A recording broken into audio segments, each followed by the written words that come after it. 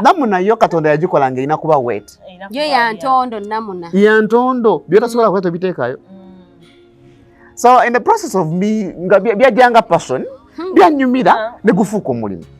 Naina addiction yange nji overcoming ate ng'omulimu egujja. So I struggled and I earned.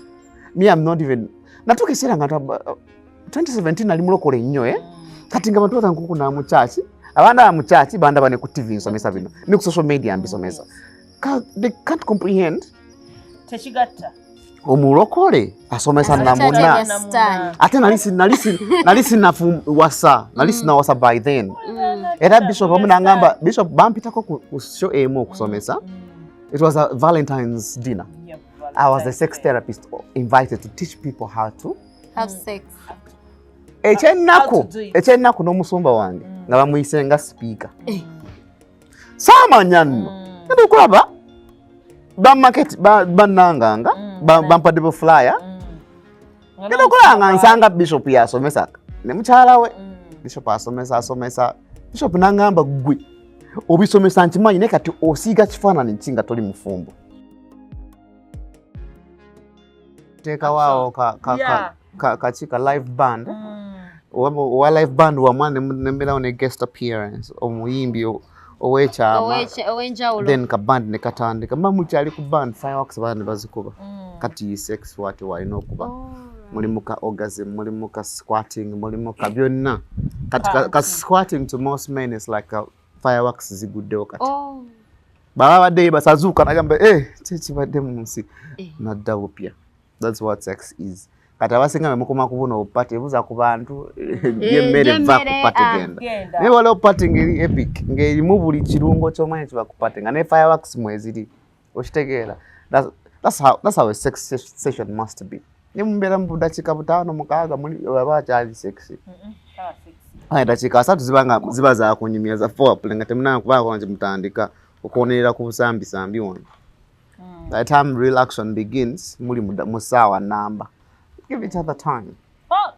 Nkwaniriza ku S media Uganda mindset change.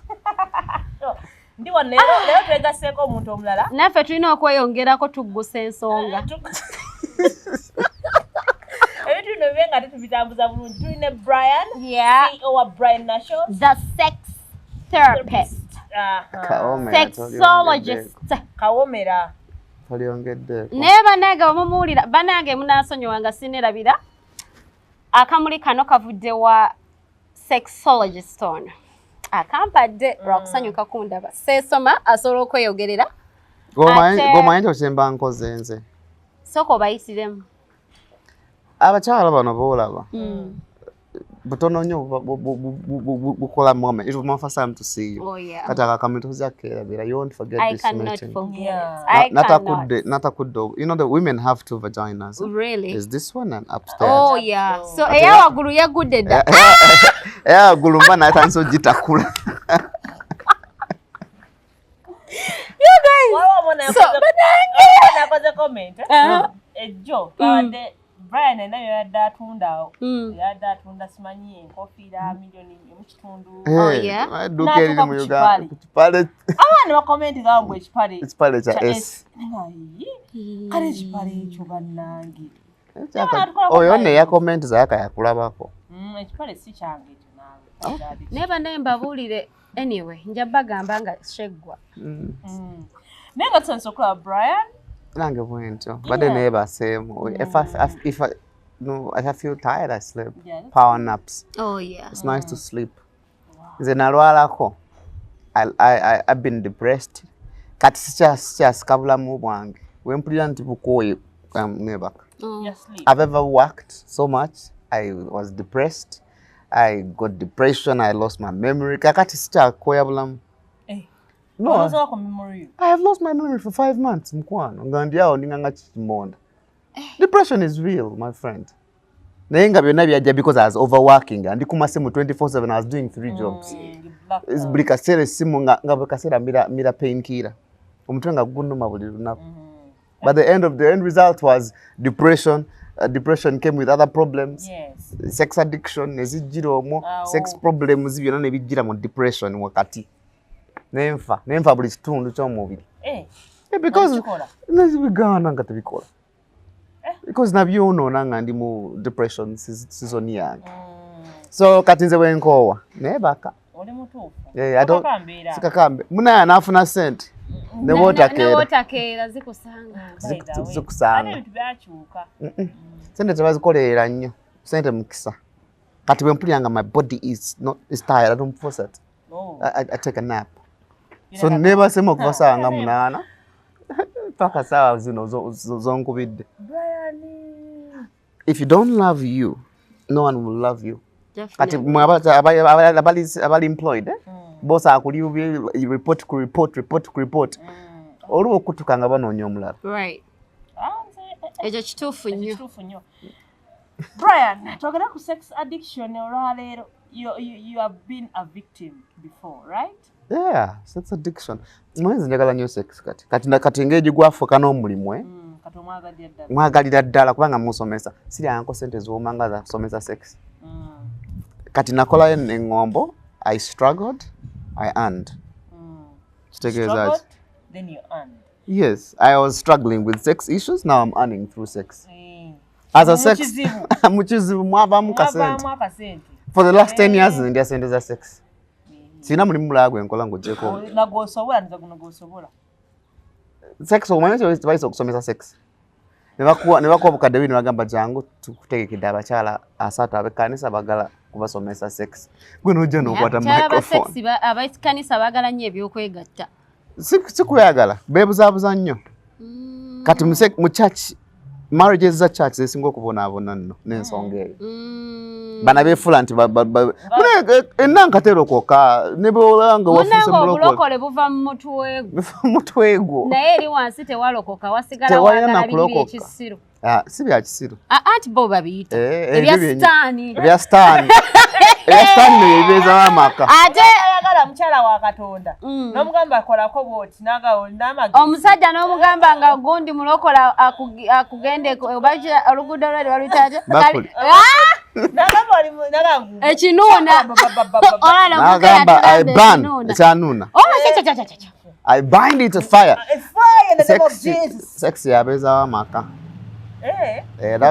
sex yabeezawo amaka ate balina okukitegeera ate si buli sex obulungi not the sex of pushing and out then get done and then sleep amanyi sex alinga mmere nemmere mbitero myanja oyinza oba oteekawo bimogo byo nga byabiriridde birimu ebijanjalo nga tebiwooma n'oteekawo nogamba nze mwami wange mukkusa njimuwa kumbe ali ku mwogo na bijanjalo azimbye akabuto kituufu aba ayita akamatidwa ne kamutega chicken tikka ate tumala na batega chicken tikka ngeri awo tebagikutte eyo bampita wa S n'alyoka ndeetera lollipop wakita chicken lollipop okimanyi sizzling chicken naye nenjinuma kati bwenzirira ku muwogo mba mukufu oba oba ogamba nakola ennimiro yange saagisuula naye kaakati olyamu ku janjalo so sex addiction for me it was a problem but later it earned okay how it came about I was depressed I was stressed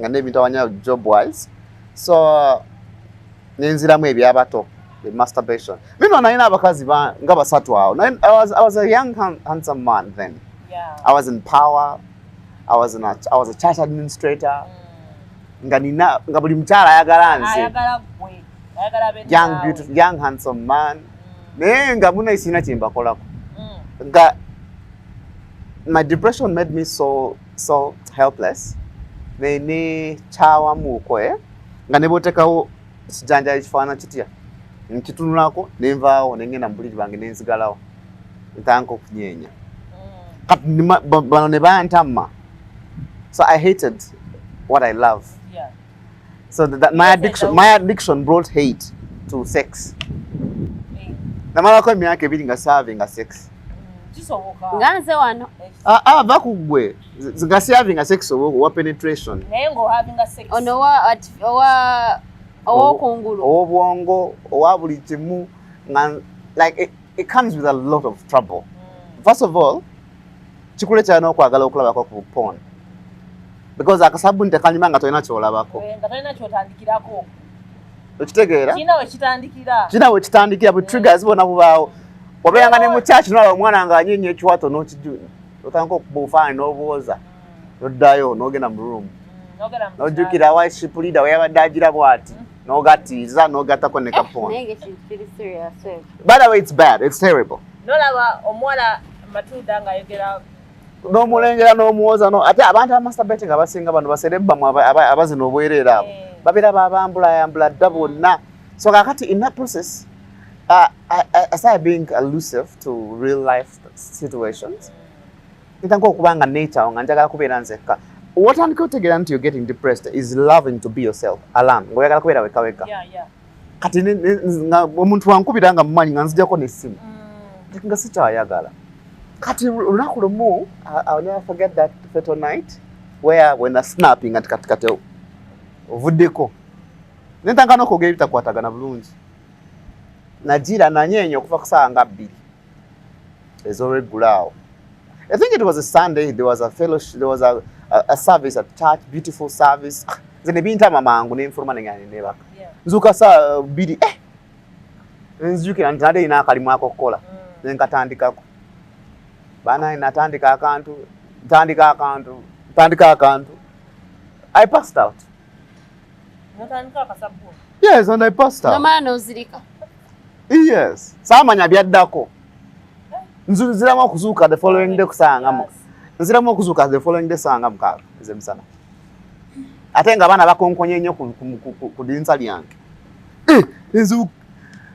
I don't know what happened. Nali, that was the beginning of my total breakdown. Kati nembeera ntandika okwogera ebitakwatagana abaana nga banyambayambako. Kati wentegeera nti kati nvuddeko. Natwali tubeera katwe wali orphanage abaana bena wali church nali kwasaganya. Ekiro saa that very day nganzukuse nembeerako mundu omwana banga uncle oli bulungi baba mita uncle Bryan. Namba simanyi I don't know how I'm feeling. Sagana kulya. Nkwano nga nfuluma ennyumba nalina sente baali bampadde ekimu ky'ekkumi kwolonga nze yali abikwata byonna nalina sente nga ziwerawerako omanyi okuziteeka mu sokisi n'entambuza ebigere nga ndi mu sokisi nga noonya ddwaliro nno. My mind told me noonya ddwaliro zaali zisanga 5 ez'ekiro ntambuza bigere nno nenve katone nyambuka emakindi kati waliwo abamakindi waliwo abamalaaya kati nze ntuukawo nga ndooza ddwaliro. Mino nze ntabuse bote bamanyi bali ku muntu atabuse omwongo. Nenzija ku kiwoteri kiri awo neighbor. Kumbe bamawalaya bafuna emaali bazza muli. Kane bagamba nzize mu ddwaliro. Kazi nangamba nze mu ddwaliro. Ononga si ddwaliro. Anzi naye ndaba akapande. Nze muntu ali bantwala mu room muno. Nanga bampulira sente nenzasula. Ningira room. How I realized things I'd lost everything. Kati ndi mu sokisi nina sente muno mu sokisi. Malaya omunakonkona. Malaya nakonkona. Kati yamanyi nti ndi customer ategeera ng'atandika ngamba mutwalo. Nga mutwalo ngamba zaki. Ndangambye yagala service. Mga service ki.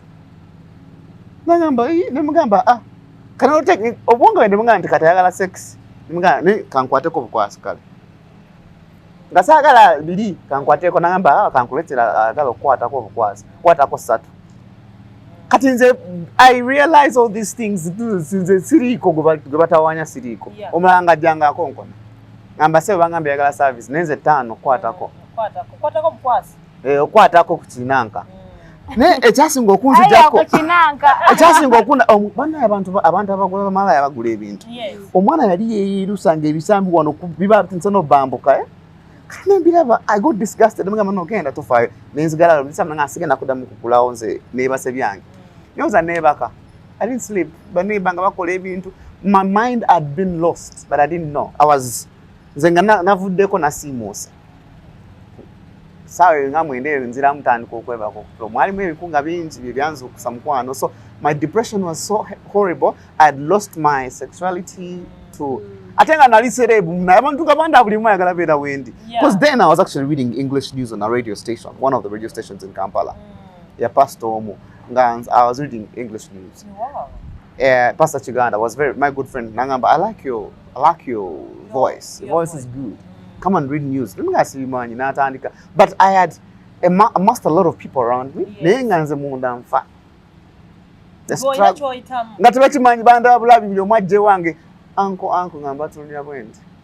And I snapped off completely.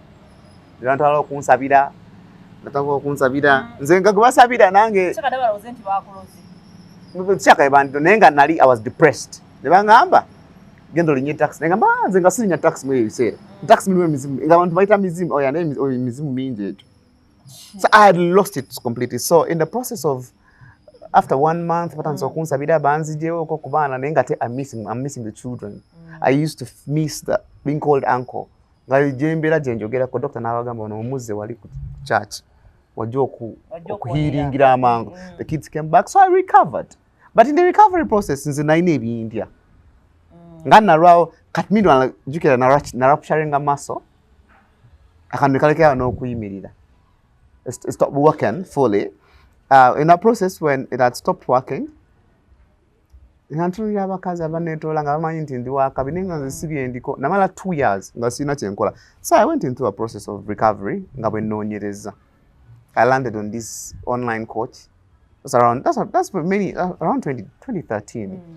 I landed on this online coach who was teaching about sex therapy, sex addiction, and then I enrolled for the course. In enrolling for the therapy, I got interested. I subscribed for a course, NLP, then Neuro Linguistic Programming. I enrolled. Before I know it, I was enrolling for the sex thing again. Because I have so kunyuma. Biabade bizibu katibitanso kubanga ntanso kufuna mu mulimu. Mbandi ya 2014 2015 ntanso okuda mu herbal staff nga nkola ebintu ntu. I used to teach people. I used to talk about sex easily. Kati wala mukwano gwange hatman alugwa. I think she discovered the passion for me to talk to people. Yes. She calls me on Mwasuze Mucha that day. Farida Aita Koze. She calls me 2016. She calls me. Because earlier, a friend of ours had called me to talk to them as NTV staff, the girls, how to take care of the musunuyo. Tujirabirira tutanso baso mesa. Mbade nga hatman kubidanga Bryan. Tujirabirira. Nanzenga nanjirabirira. Nga ntanse nokugisika, nokusika ebintu ebyo. Ngo funa ba customer no basi. Nga natandika mu period. Nafuna abawala abakulukulu abategerekeka. In the limelight. Enso kamba kwatamu. Kati kwe gambo inabo olaba noga abonze yabasika. Saga tugende. Client confidentiality. Muna bwampita okusomesa. Siwe ntandikira nti kakati nyatanga okulya sente za sexy. Bwe yampita okusomesa, I think we're talking about infection and taking care of your nanka no butafuna infection. Jetwa somesa. Nanyi somesa bodi abakazi tebankubira. Mbande ya bridal shower ne agenda. Bampita ku bridal shower okusomesa. Ngasifuna mulimu wao.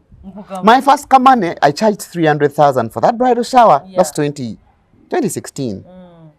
Mama, tebinyumye. Nemu process nafuna mu ebizibu.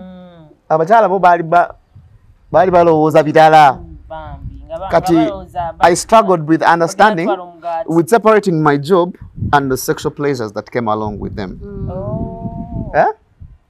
So gamba we batuka. Batuka tenga bagala bidala. Gomanyo omuntu okukubira n'agamba ayagala kuwaako kitegeeza. Naga Bryan njaga kuwaako. Bryan njaga kuwaako owulire oba kyekyo. Oba owulire kyekyo. Kuba kati simanyi. Mina ndowooza abakazi twagala okuwoma simaina kuma. Abakazi n'omwana omuganda ntabula enfufu ogisiige egenda kuwoma ogitabula. Nze kinalaba mu bakyala kizibu nnyo. Gwe mmanyi mukwano gwange abeera n'omubisi agenda nako. Akabisi kawoomesa ennanga akaveeka nja kukakuwaamu okwo. Nina akabisi kentabula nze. Katabulamuko n'ebirungo. Kati okakozesa okya bw'otuuka eyo ng'okola oti? Kati now let me tell you something about namuna. Nze neesa tugita namuna. Namuna bw'oteekamu akabisi k'enjuki. Honey makes your vaginal walls sweat. Olanga bw'oteeka omubisi mu kamwa n'ofuna amalusu mangi. N'ennanka eri efuna. Etoba. Ebanga mumwa. Membrane eri wansi efaanamu n'ey'omumwa. So kati wenteekayo. Kwegamba namuna eri bwe. Efaanagana. Sikweke. Oh my goodness. Oteka oso wengenda ewenta ngeze mu kikolwa. No sigaya kabisa katona erimu namutuli. Kati okateeka yotya. Toyina ngalo kana akagalo kinu kokwatako nofokota erimu. Tebikomerawo. Osiga no siga. Ogazia bunje kituli. Okigazia no sigayo. Sigayo. Kati mukusigayo munaye mudakika nga 12. Etandika okuswetinga. Oh, you have to. Do you put it before the action? Yeah, maybe 30 minutes before. No slapping ayo katono. Munaye mudakika nga bikatandika etandika otokota. Obunanga zango tukubengalabi. Kati but meanwhile that was my first product for sex. That was my first invention. Bryan. So any honey oil. Now you know kuwashua. Kuhana maina kusoma melting sukari no mwita honey. Ujafuna yeast infection. Anti kati you know kuwashua of your honey sauce. Guvawa. So siya honey on tufu. Because eno namuna buli choto soya kuleta kitekayo. Wotandike kulya abana bakole ebichamu munamuneyo nafuna ko mchala nga akananka ya bamu omunyo bamu type of salt mbwajinabe yafune virginity mama kyeyakololi yamocha Allahu akbar namuna yo katonda yagikola nga ina kuba wet yo ya ntondo namuna ya ntondo byota sola kweta bitekayo. So in the process of me nga byajanga passion byanyumira negufuko mulimo. Yeah. Na ina addiction nji overcoming atengo mulimu egujja. So I struggled and I earned. Me I'm not even natukisira ngata 2017 ali mulokole nnyo kati nga bantu batankuku na mu church abanda mu church banda bane ku TV nsomesa bino ni ku social media mbisomesa they can't comprehend techigatta omulokole asomesa namuna ate nalisi nafu wasa nalisi na wasa by then era bishop amuna ngamba bishop bampitako ku show emo kusomesa. It was a Valentine's dinner. Yeah, I was the sex therapist invited to teach people how to have sex. Echennaku n'omusumba wange nga bamuyisenga speaker. Samanyano. Ndo kulaba ba market bananganga bampadde flyer. Ndo kulanga nsanga bishop yasomesa ne mukyala we. Bishop asomesa. Bishop nangamba gwe obisomesa ntimanyi ne kati osiga kifaananyi nkinga toli mufumbo. Osiga oleta abantu okoza nti oli mwenzi. Era bivemu zodda mubisomesa. Awo nenyigira bishop. Banga yali ayingirira omulimu gwange. Nze bansasula akasente. Nanyizaamu bambi naye in his position as a bishop nakitegeera luvannyuma nti he was right. Saali mu bufumbo atenga mu church nalina children's church teacher mweyo church zinalinya abaana nangamba which picture are you going to paint for everyone. Yali mutuufu mu buchamu bwe tetumunenya. He was right as a bishop. I was not married. Nangamba ngamba waswa bona awasa bijja kunyumira. Onange nno nze ngenda maaso kunkuta kintu kyange. Sifuse international. Bana Kenya bampise. Ekyali kya addiction. Yali addiction kadoda. Fuse. Yes. Nze nakanyunya akasoka kerenda soka kulinyira sexy yakaninyisa. And someone saw me na njagala my content. Nanga by the way I figured out you also do herbal stuff. Come to South Africa. You can make some good money. Some good money. You know ate yali mukyala. No gain. Abachala baby sex kati ntege. No Peter. Nze nga ngenda nsomesa abantu benga more products nga zitwala Botswana nga zikola. Abantu bati bamanyina bya kunanka. Nembi batwaya. No soka no bibayisa imwa. Abamu nabayisa mwa nga mbasomesa nga nanka. But Kati ngabo what feedback were they giving you? No, I mean, the feedback was beautiful. You see, sex is about discovering who you are. Kati nze kyanaso kutegera kubachala. Discover, understand your body. Chichoyagala. Ombiri go chechi. Obo ine enkoba batozirina. Sex so sigala nga nyuma. Ne enkoba. Nani asinga? Kunze kati afunye experiences zona. Owe enkoba nataina nko. Why? Omuntu owe enkoba pussy has a special place in heaven. With enkoba. Ala nga bavuge motoka. Abiba waliavuze ke motoka mukasereza. Buvuge motoka buno motoka butono mukasereza nga buvitizi buno burumio mukasereza bukutawanya. Niyo bone kiti for you ngechange kitegerete before we live. tebi nawe bisikatira kati omuntu yasika abeeranga 4-wheel drive. Oh wow. Bananga atandasika. We neko Dr. Bryan wono. Abandi batacha college. Sacha asika. Mwala bikwata nako amasolo. Sorry. Ogatunula mu awula mbade yakuganeyo botya. Meanwhile, I got to a level where I address it as a job. Yeah. Nganze mulimu. Ya nako amasolo. Sigambo chiseho bulale echo nacho. Kwegamba gaja in all shapes and sizes and all shapes and sizes and all manner of discomfort. Is janga zibunyabubiro mga sijja kukola ko boyagala batuyagala ngene point nawe kati mpeba nga sijja unyabubi oyina moya kati nako asnasikawa. So I have had challenges in that process. Kakati nembivako so bobuzi eche kibuzo nekinzizayo ku Katonda yakola buli muntu ngafana na bibye. Abaga mambo tufana gana. Amya kugamba. Abaga musimanyi. Mukwano. Nze nzirabye. Buli emu efanana. Buli emu afana byayo. Ate buli emu response yayo. Kati musasira abasajja. Abaino figuring out. Kati aje muyiyo erinanga mumagwinga 100 yazimba. Endala inaka tuli katono. Ndala ino buli emu yagikola. Eri ezinyiza okutunulako. Kwegamba ngawo oganti what you can eat don't feed it to your namuna. Yeah. Exactly. It's like abantu nga bayina lips is it different? So even namuna like afana na bibye. Waliwo yangamba. Nti wobanga onaba namuna eyo na wakana nnyo. Nangamba obo ino okubanga you insert. Wesokola. You insert your fingers down there. Is that right? Namuna jiveko ye okujja kongo badde oli mu period ngoja kujayo sporting. Na ye yonga yo Katonda yagikola nti yeerongosa. Munage kataba mpache mpi kugamba. Tokwata munanga. Ngamba abantu bane tebakwata munamuna. Njo ino jikwata yo smart ojiko. Nanga banango yo taba masturbating. Ola kubanga ekigendera ky'ekibadde kyakunyumirwamu kyo kirala naye tekubanga okuna because the PS empanvu naba ate yo ekibuzo nakifunanga nnyo nga nange nkola enjala empanvu ona bakungulu eri abagamba nti olina okwata amazzi n'ogekwata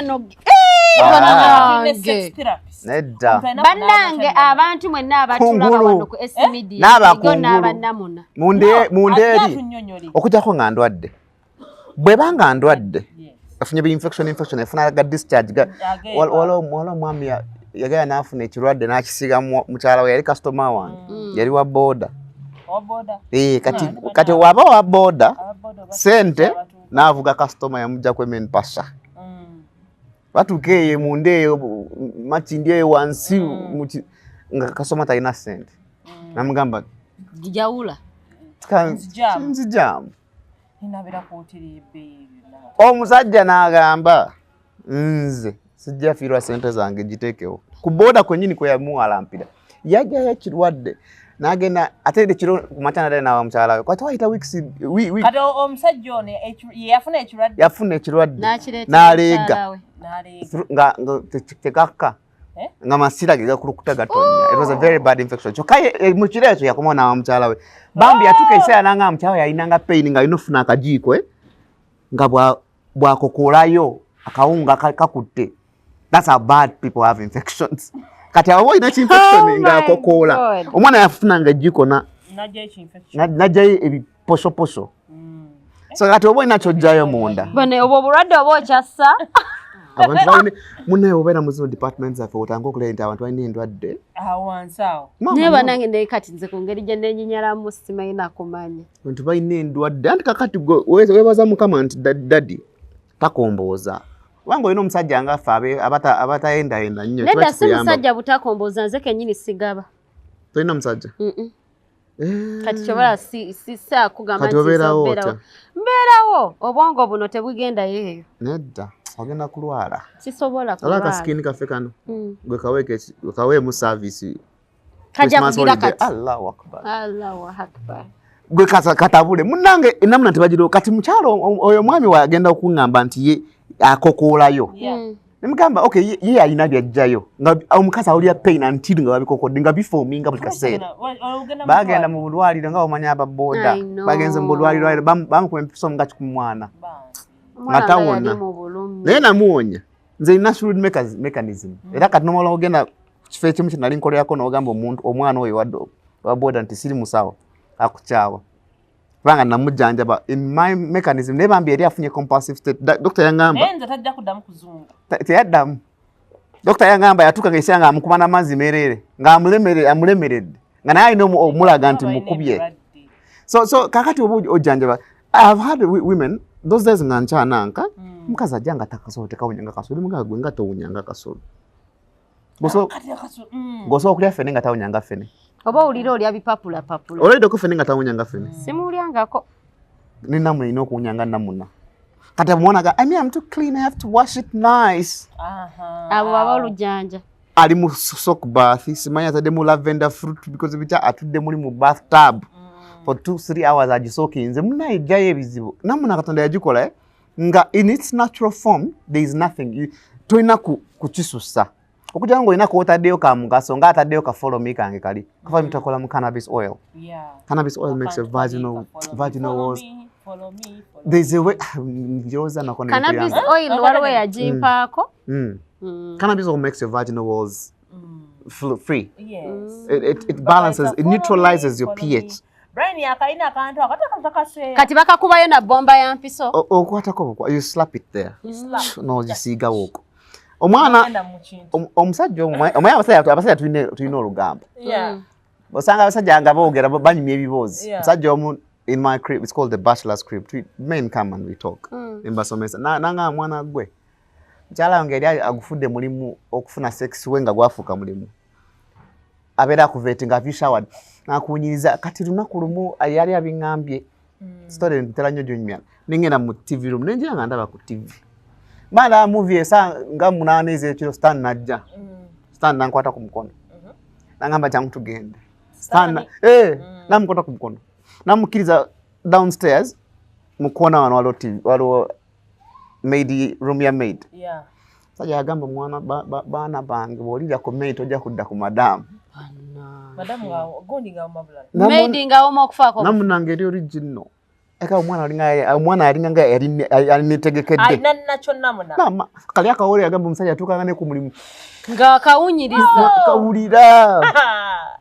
omwana nga bina omukazi ali mu kwekirininga ennyo namuna ate kamu vagina wash byekisirusiru let me tell you akawoka namuna is an aphrodisiac to men akawoka namuna ngewunya bulungi ngewunya akawoka ddala gugenda ogikwatemu ku macanga ogenda ekiro ogenda mu club gikwatemu osige kuno ogisiga wano mu bulago kwegamba akunyaga ojja kulanga batandise okutunulira abatoga bajja ngambwa kwegamba obuwootu buveeko nga tugenda mu club gosiga obusizi bunamuna kibanange kale akawoka is a turn on it's a super aphrodisiac omusajja yagamba nga kiki kivundo omanyi okati wekya kivundo kiveeko anaye oba okiwulira namuna ina okuwunya nga ki lwaka buli omu alina akawowo akake buli katonda buli omu yamukola ebibye naye akakalina kyokowulya nga tekawunya kati ongonona kafumita kakola katya gwekimanya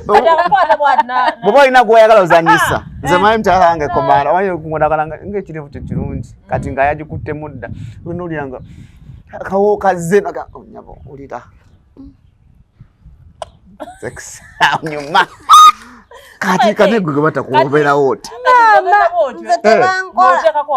akawowo kaveeko kali akanamuna nze nkugayege kagezese just try it kakati akawowo akatufu tukafuna mu ssaawa nga mmeka kati olaba kati wawulirako nti lwaki abantu baagala nnyo abasajja abasinga baagala nnyo enanka nga toginaabinaabye manyi bwomala oginaaba erwawo okubisiwala kati olaba kumaca ebeeranga ng'oyozezza olwenga lukola kati wakusanze wano wemuddayo ewaka kati ng'osiibye ogira okutyako ng'obadde mu kapalepale omanyi oba toli mu mpale ebinyuma bw'osiba nga toli mu mpale oba yambadde buno zino empale zammwe ebeera muli kwegamba nga yeefumba marinating ng'eba obeera sigenda kuddamu kwambala mpale kubanga ebeera fresh mukwano gwegezesa mukwano gwegezesa enkya kati leero oyambadde empale gezesa bwoti leero oyambadde empale olw'eggulu kwatako owunyemu enkya toyambala mpale olw'eggulu ojja kulaba nga ne discharge yanjawuloko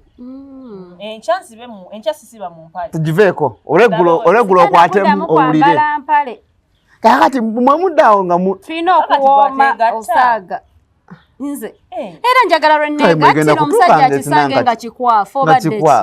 Luwombo lwa gundi yaki. Naye gwe ate ne bwe banakukola mojja kunyumirwa obulamu. Era kyovola bano. Nowanda muli bamukwano. Ndi mwegendereza nnyo saagalira ddala musajja atamanyi kukozesa namuna kunkwatako. Kubanga ntutta obudde bwange. Nogirabirira. Nenjirabirira nenjikuuma nga teri agitaataaganya. Kati eringa bwe bagitonda. Omanye kizibu ekiri. Bw'ogitereka ennyo naye etandika okuwumbawumba. Na ate wumba ate saawumba. Egagamu. Olina okufunawo movement. Nina engeri gye ngikwasaganyaamu nesigala ngeri active. Nekansooka embabuuza nga tuvudde mu by'okusaaga. Uli ya feeling ngezi okola otya? I never get the feelings because I never think about it because I kiringanga gamba nti nenjoya ekintu nga saakyafodinga. Ate mu ovulation okola otya? Because during ovulation oyimayima mu ovulation, do I even ever follow up? Oba sina feeling. Wetaaga neetaaga okutakulatakula mu ndabika. Nomo nga tugenda wano mu mbeera ezo but webuzaabuza amaye abakyala kyawukanamu n'abasajja bola bamba n'obusungu naye gwe olunaku lwe banakukola ebinyuma nawe ne banakukola ebinyuma ojja kujja kushonga nga buli omu omugamba genda yali akoze ebinyuma babina bikola bati mwetaaga kiraasi si class abasajja abatukola be beetaaga class mwetaaga mpanga sex nga nyuma I know ng'akunyiiza osanga omukazi nga mugamba mu kkubo ekimanyi bayinza okukola ebinyuma omutale n'akutomera mu motoka yamba genda nga bakutomedde naga genda n'ovuga motoka nga bakutomedde naye oba bakutomedde nga olina ennaku ya sex oyo akibwako walugayi yangamba the friends of benefits oli yafumbirwa nono yawasa naye oba gye bafumbira ne gye bawasa tebyanyuma nnyo tebinyuma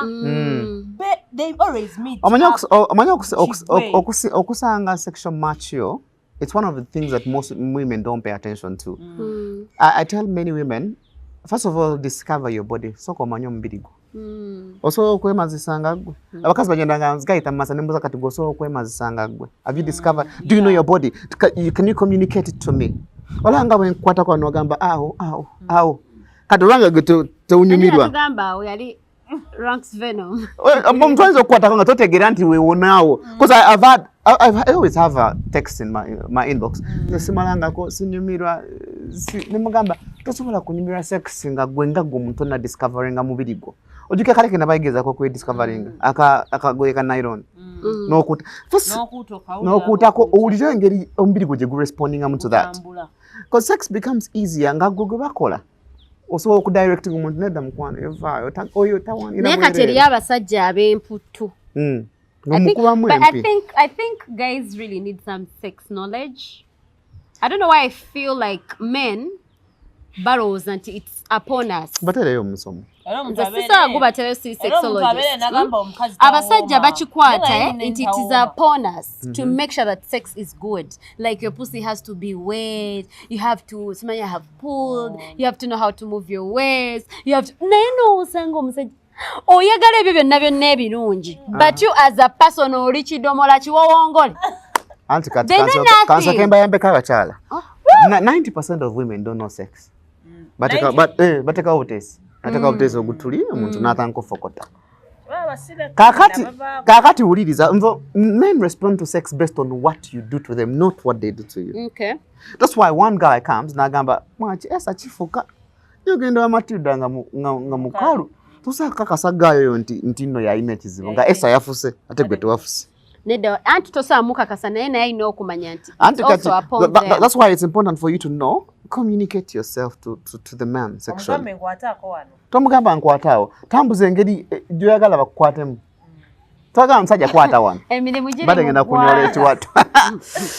Badengenda kunyola ekiwato. Abo bawuliranga. Bawaya bamuga otandikira mabega. Nze kati nina obuzibu. Nze ng'omuntu oyagala nnyize. I hate people.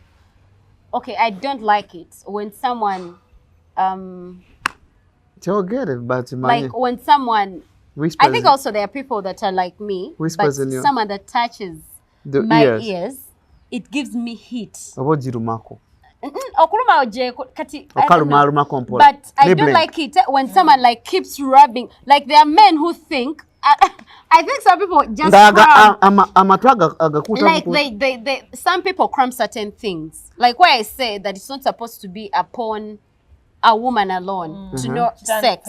We both have to have the knowledge. Until there is Matilda knowing my body, you know. But sometimes you want to also, you know, have a break. Let someone know. Just you respond. Yeah, omuntu akunonya, then you respond, then you like this. But there are guys, yakuraminga we agenda Dr. Bryan agamba abakazi bagala nnyo bakwata ku matu. Si bonna. Kati oli nalowooza nti when they come and touch your ears, it really disgusts me when someone touches me on cram work. Kakati nze. You have to, I don't know. There's what you call body language. Yeah.